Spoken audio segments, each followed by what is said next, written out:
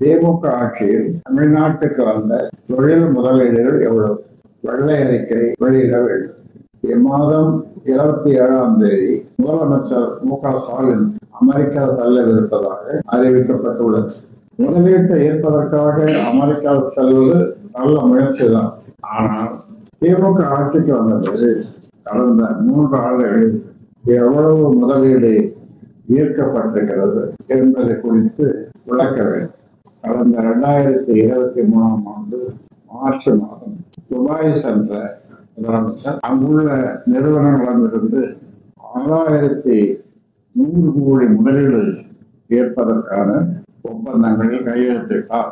அதே தொடர்ந்து கடந்த பிப்ரவரி மாதம் ஸ்பெயின் சென்ற முதலமைச்சர் அங்குள்ள தொழில் நிறுவனங்களிடம் ரூபாய் 3440 கோடி முதலீடு பெற ஒப்பந்தம் செய்து கொண்டார்.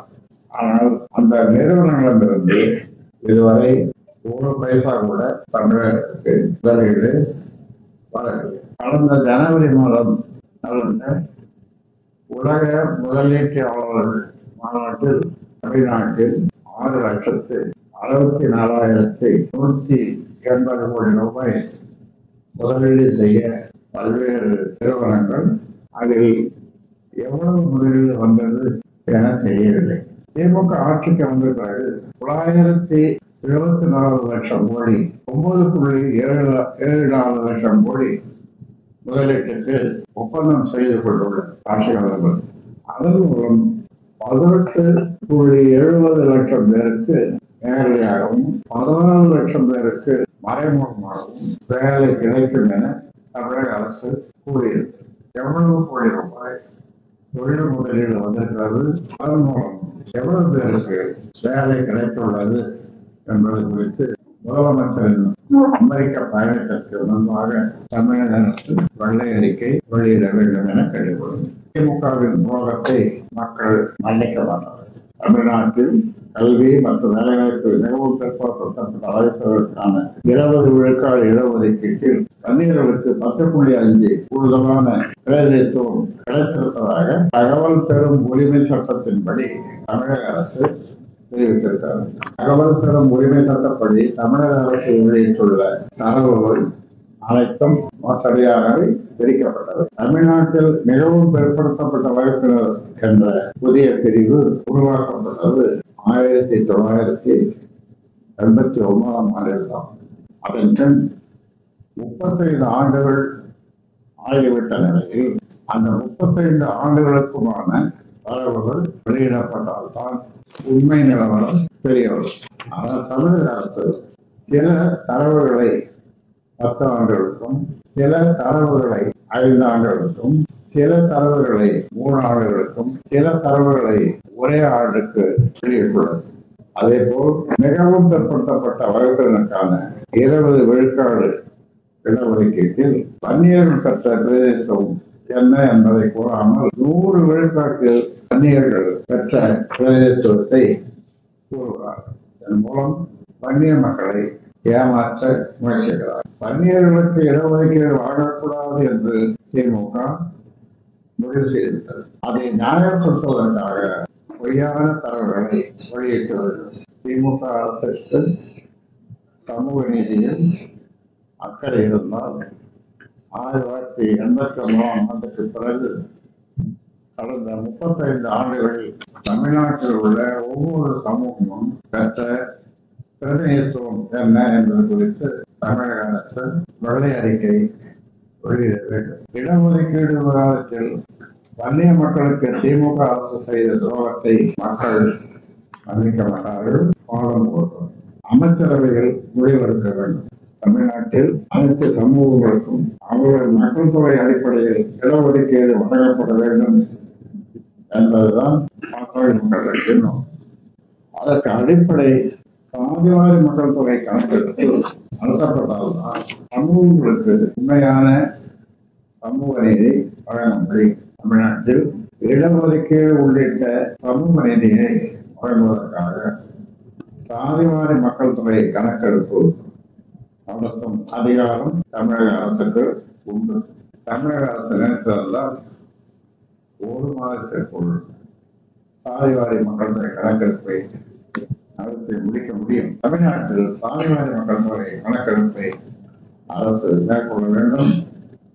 ஆகஸ்ட் 13ஆம் தேதி நடைபெறவுள்ள தமிழக அமைச்சரவை கூட்டத்தில் அதற்கான முடிவை எடுக்க வேண்டும் என்று கேட்டுக்கொள்கிறேன். தமிழில் பெயர் பலகைகள் அரசு தமிழ் பற்றை வெளியில் காட்டக்கூடாது, எதில் காட்ட வேண்டும்.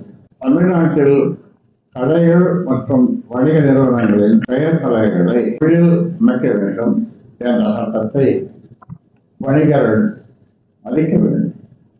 இல்லாவிட்டால் வணிகர்களுக்கு அபராதம் விதிக்கப்படும் என்று தமிழ் வளர்ச்சித்துறை அமைச்சர் சுவாமிநாதன் எச்சரித்திருக்கிறார். அவர் கடந்த சில மாதங்களில் இவ்வாறு எச்சரித்திருப்பது அநேகமாக இது 100வது முறையாக எந்த கடையின் பெயர் பலகையும் தமிழில் மாற்றப்படவில்லை. அதற்காக யார் மீதும் நடவடிக்கையும் எடுக்கப்படவில்லை. தமிழ் சார்ந்த நிகழ்ச்சிகள் நடக்கும் போது மட்டும் இவ்வாறு அமைச்சர் எச்சரிப்பது போதுமானதல்ல. வளர்ச்சிக்கான நடவடிக்கைகளை வலியுறுத்தி கடந்த ஆண்டு முதல்வரை தொடங்கி சென்னை முதல் மதுரை வரை தமிழை தேடி என்ற தலைப்பில் பயணம் செய்தேன். அப்போது கடைகளின் பெயர் பலகைகளை தமிழில் அமைக்க வேண்டும் என வலியுறுத்தினேன். அந்த பயணத்தின் போதே பெயர் பலகைகளை தமிழில் அமைக்க வேண்டும் என வணிகர்களை தமிழக அரசு அறிவுறுத்தியது. ஆனால் என்ன பயனில்லை. எனவே தமிழக அரசுக்கு தமிழ் மீது பற்று இருந்தால் சொல்லிக்கொண்டே இருக்காமல் தமிழில் பெயர் பலகை வைக்காத வணிகர்கள் மீது நடவடிக்கை எடுக்க வேண்டும். குறிப்பிட்ட காலத்திற்குள் தமிழகத்தில் உள்ள அனைத்து கலைகளின் பெயர் பலகைகளும் தமிழில் இருப்பதை அரசு உறுதி செய்ய வேண்டும்.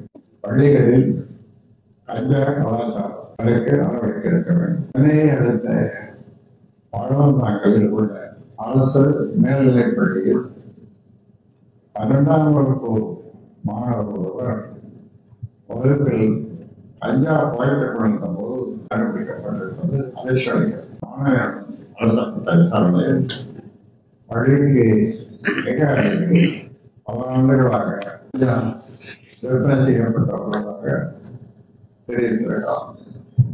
அதன் அடிப்படையில் 3 கஞ்சா வணிகர்களை நேற்றிரவு காவல்துறை கைது செய்தது.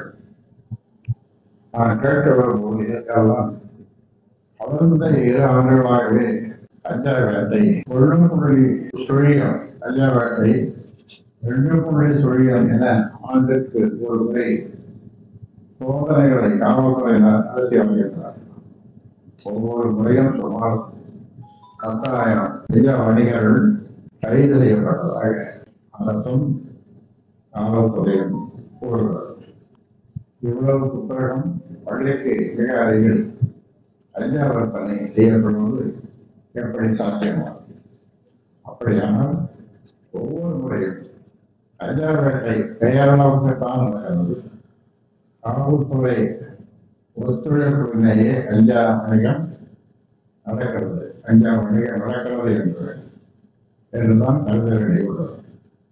கஞ்சா போதைக்கு பள்ளி மாணவர்களும் அடிமையாகாமல் காக்க வேண்டியது தமிழக அரசின் தலைமை. எனவே இனியும் அவசியம் காட்டாமல் கஞ்சா வணிகத்தை ஒழிக்க அரசு கடும் நடவடிக்கை எடுக்கிறது. மணல் குழாய்களை மூட வேண்டும். மேட்டூர் அணையில் காவிரி பாசன மாவட்டங்களின் பாசன தேவைக்காக ஜூலை 28ஆம் தேதி தண்ணீர் திறக்கப்பட்டது. அதற்கு 11 நாட்கள் கழித்து நேற்றுதான் காவிரி ஆற்றின் கடைமடை பாசன பகுதிகளுக்கு தண்ணீர் சென்றுள்ளது. ஆனால் இன்னும் கூட பாசன கல்வாய்கள் மூலமாக உட்புற பகுதிகளுக்கு தண்ணீர் சென்று சேர்ந்தது. மேட்டூர் அணைக்கு மிக அதிகமாக அளவில் தண்ணீர் வந்ததால் வினாடிக்கு 1,75,000 தண்ணீர் திறந்து விடப்பட்டது. ஆனாலும் கூட பாசன பகுதிகளுக்கு இன்னும் முழுமையாக தண்ணீர் சென்றடையவில்லை. இதற்கு காரணம் காவிரி ஆற்றின் பல இடங்களில் மணல் கொலை நடத்தலும் பாசன கால்வாய்கள் தூர்வாரப்படாததும் அளவுக்கு அதிகமாக மணல் வளர்ப்பட்டதால் பெரும் மலைகள் தண்ணீர் திறந்து விடப்பட்டாலும் கூட பாசன வாய்க்கால்கள் தண்ணீர் செல்லவில்லை. பாசன கால்வாய்கள் ஒரு குறிப்பிட்ட உயரத்தில் இருக்கும். மணல் கொள்ளையால் அவற்றின் மட்டம் குறைந்து விட்டதால் எவ்வளவு தண்ணீர் வந்தாலும் பாசன வாய்க்காலின் உயரத்தை எட்ட முடியவில்லை. அது மட்டுமின்றி பாசன கால்வாய்கள் தூர்வாரப்படாததாலும் தண்ணீர் பாயவில்லை. இதை இந்த நிலைமையை மாற்ற மணல் குவாரிகளை மூடுவதுடன் பாசன வாய்க்கால்களையும் முழுமையாக தூர்வார வேண்டும். மீனவர்களுக்கு சிறை அபராதம் நிரந்தர தீர்வு காண வேண்டும். இலங்கை கடற்படையால் கடந்த ஜூலை மாதம் 23ஆம் தேதி சிறைபிடிக்கப்பட்ட ராமேஸ்வரம் மீனவர்கள் 22 பேரில் 19 பேரை விடுதலை செய்துள்ள இலங்கை நீதிமன்றம் மீதமுள்ள பழைய ஓட்டுநர்கள் 3 தலா ரூபாய் 40 லட்சம் அபராதம் வைத்திருக்கிறது. உடனடியாக அபராதம் செலுத்தாவிட்டால் ஓராண்டு சிறை தண்டனை அனுபவிக்கிறது என ஆணையிட்டுள்ளது. ஏற்கனவே 2வது முறையாக கைது செய்யப்பட்ட மீனவர்கள் 3 தலா 6 மாதம் வீதமும், 3வது முறையாக கைது செய்யப்பட்ட ஒரு மீனவருக்கு ஓராண்டும் சிறை தண்டனை விதிக்கப்பட்டுள்ளது. இலங்கை அரசின் இந்த தண்டனை கண்டிக்கத்தக்கதாக வாழ்வாதாரத்தை பறிப்பதற்காக இத்தகைய உத்திகளை இலங்கை பயன்படுத்துகிறது. இலங்கை அரசின் இந்த நடவடிக்கை பன்னாட்டு விதிகளுக்கு எதிரான இலங்கைக்கும் தமிழ்நாட்டுக்கும் இடையிலான அலுவலகம் மிகவும் குறுகியது. அதனால் தமிழக மீனவர்கள் இலங்கை எல்லை, இலங்கை கடல் எல்லைக்குள்ளும் இலங்கை மீனவர்கள் இந்திய கடல் எல்லைக்குள்ளும் நுழைவதை தவிர்க்க முடியாது. ஆனால் தமிழக மீனவர்களும் இலங்கை மீனவர்களும் காலகாலமாக அந்தந்த பகுதிகளில் மீன்பிடித்து வந்தார்கள். அதே பகுதியில் தொடர்ந்து மீன்பிடிக்க அனுமதிப்பதுதான் சரியானதாக. இலங்கை அரசுடன் பேச்சு நடத்தி மீனவர் சிக்கலுக்கு நிரந்தர தீர்வு காண மத்திய மாநில அரசுகள் நடவடிக்கை எடுக்க வேண்டும். அன்பு வெட்டி தற்கொலைகள் தவிர்க்க கடுமையான சட்டம் இயற்ற வேண்டும். திருப்பத்தூர் மாவட்டம் கோடியூரை சேர்ந்த கற்பகம் என்ற பெண்ணும் அவரது மகளும் கடல் தொல்லை தாங்க முடியாமல் நேற்று முன் முதல் தற்கொலை செய்து கொண்டுள்ளது. இதே காரணத்திற்காக கற்பகத்தின் கணவர் புகழால் ஜோலார்பேட்டை அருகே தொடர்வண்டி முன் பாய்ந்து தற்கொலை செய்து கொண்டிருக்கிறார். இதே போல கடந்த ஒரு மாதத்தில் 2 இடங்களில் குடும்பத்துடன் தற்கொலை செய்து கொண்ட நிகழ்வுகள் நடந்துள்ளன. இவை அனைத்துக்கும் கந்துவட்டியும் கடன்காரர்கள் ஒழுக்கும் கொலை முகத்தான் காரணம். தமிழ்நாட்டில் கந்துவட்டி கொடுமைகள் காலமாகவே இருந்து வருகின்றன.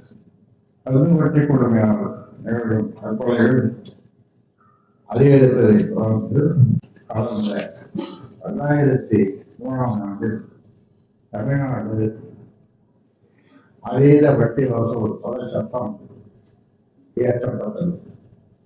இந்த சட்டத்தின்படி அதிகபட்ச தண்டனை 3 ஆண்டுகள் தான் என்பதால் ஆளும் கட்சியினர் ஆதரவு இருப்பதாலும் கந்துவட்டியை ஒழிக்க முடியவில்லை. ஆளுங்கட்சி ஆதரவுடன் செயல்படும் கந்துவட்டிக்காரர்களை கட்டுப்படுத்தாத வரை இத்தகைய தற்கொலைகளை தடுக்க முடியாது. கடுமையான தண்டனைகளுடன் புதிய கந்துவட்டி தரத்தை அரசு இயற்றது. இந்தியா என்பது நாடும் கண்ட்ரி, இந்தியா என்பது நாடும் அதன் மக்களும். நாடு என்பது அதன் எல்லையால் வரையறுக்கப்பட்டுள்ளது. நாடு என்பது ஆனால் மக்களுக்கான வரையறை என்ன என்பதை அளவிட இந்திய அரசின் மானுடவியல் அமைப்பு, அதாவது ஆங்கிலத்தில் anthropological survey of India, anthropological survey of India, அதாவது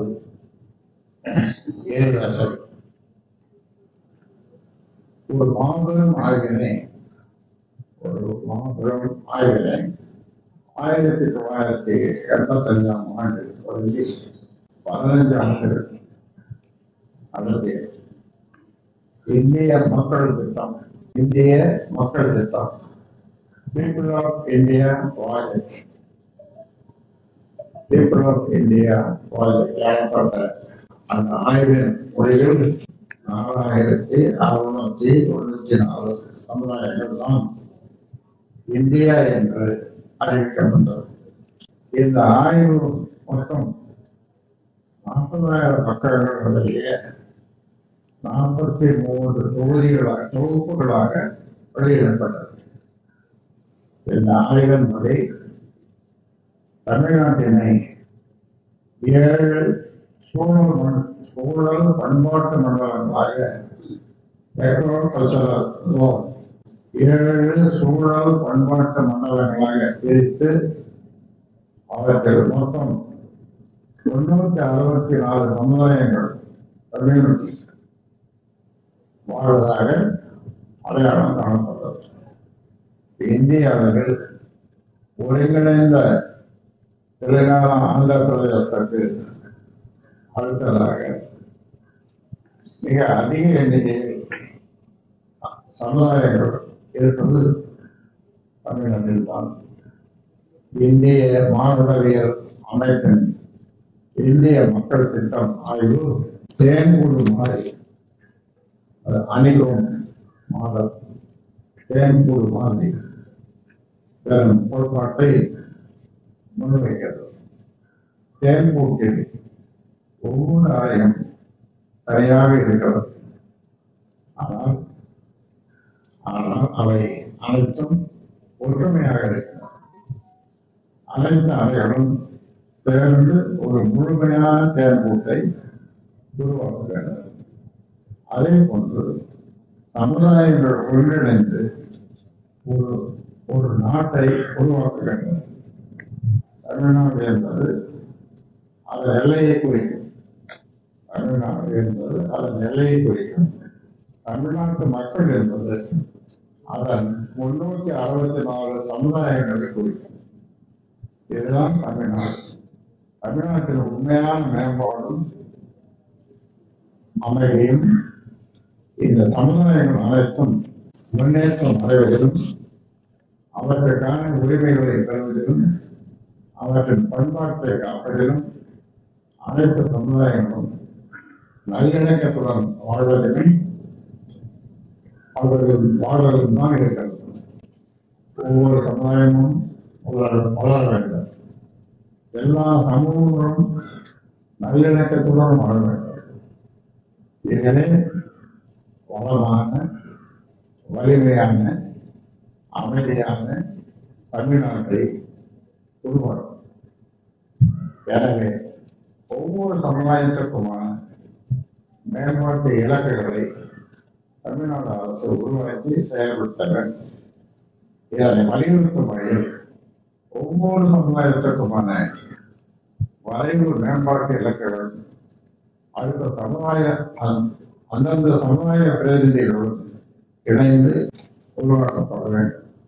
இடஒதுக்கீடு சம்பந்தமா ஓராண்டு நீட்டிச்சிருக்காங்களா இந்த ஆணையத்தை, அதுக்காக கேட்கிறேன். காலக்கெடு அதெல்லாம் சும்மா அதாவது பொம்மாத்திரம் சொல்லுவாங்க, ஏமாத்துற வேலை. அதனால ஆணையமும் ஒரு வேலை செய்யல, ஆணையமும் தேவையில்லை, ஆணையத்தால ஒரு நன்மை இல்லை.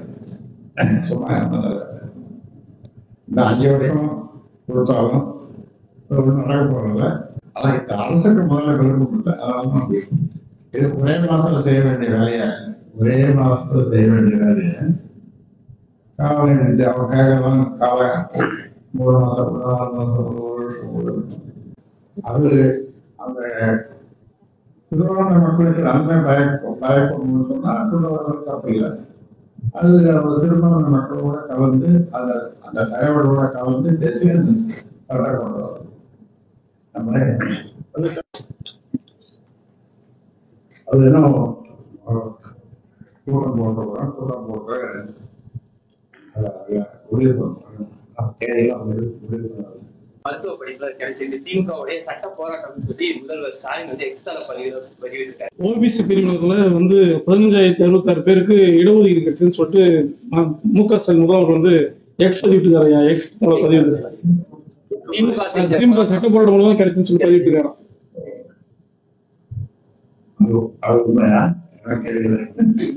அவ்வளவு பேர் கிடைச்சிருந்தா மகிழ்ச்சி தான். அது எவ்வளவு உண்மை சொல்றாங்கன்னு எனக்கு தெரியல. நான் உண்மையை கண்டுபிடித்து உங்களை அடுத்த முறை கேட்க வைக்கணுங்க.